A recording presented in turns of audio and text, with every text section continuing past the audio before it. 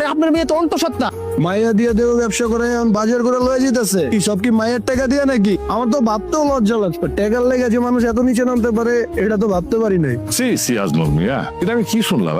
তোমার মাইয়া বিয়ে সাথে সাথে গর্ভবতী হয়ে গেছে। তুমি যে ঘটনা ঘটাইছো, তুমি তার কোনো বাপ এমন কিছু করছে বলে আমার জানা নাই। তোমার এই গ্রামের বাড়ি ঘর সবকিছু ছেড়ে চলে যেতে হবে, আর নয়তো গ্রামবাসী যেটা বলছে সেটা।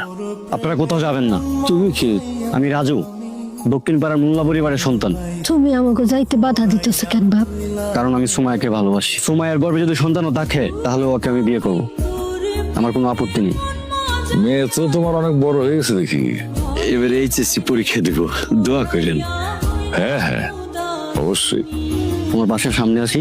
তুই কি পাগল? এত রাতে তুমি আমার কাছে আসবে? একবার ধরা খাইলে সুরের মতো বাইন্দা পিটাইবো তোমারে। ইস, আমি কি চোর নাকি? তুমি আজমল কাকার মেয়ে না? জি, আসসালামু আলাইকুম। ওয়ালাইকুম সালাম। এখানে দাঁড়া আছো কেন? কোথাও যাবো নাকি? আমি বাড়ির দিকে যাইতেছিলাম তো, গাড়ির জন্য অপেক্ষা করতেছি, গাড়ি পাইলে যাব। বাড়ি যাবা? একটু নাম আসো আসো, আমি তোমার নামে দিয়ে যাবো, আসো। না না, আমি গাড়ি পাইলে চলে যাবো, অসুবিধা না, একলা যাইতে পারবো। আরে সংকোচ করা কি আছে, আমি তোমাদের বাড়ির দিকে যেতেছি, তোমাকে নামাই দিয়া আজমল কাকার সাথে দেখা করে তারপর আমি যাবো। আসো আসো। অবস্থাও একটা জিনিস, এই বয়সে যা খেলা দেখাইলো না। আর বললেন না, মানে এইগুলা যে এত বাড়া বাড়ছে, তবে একটু আমার জন্য দোয়া করলেন আর কি, যাতে আমি আপনাদের এই চুরি চামারিটা বন্ধ করতে। চেয়ারম্যান চাইলো আর তুমি তার সাথে চলে গেলা?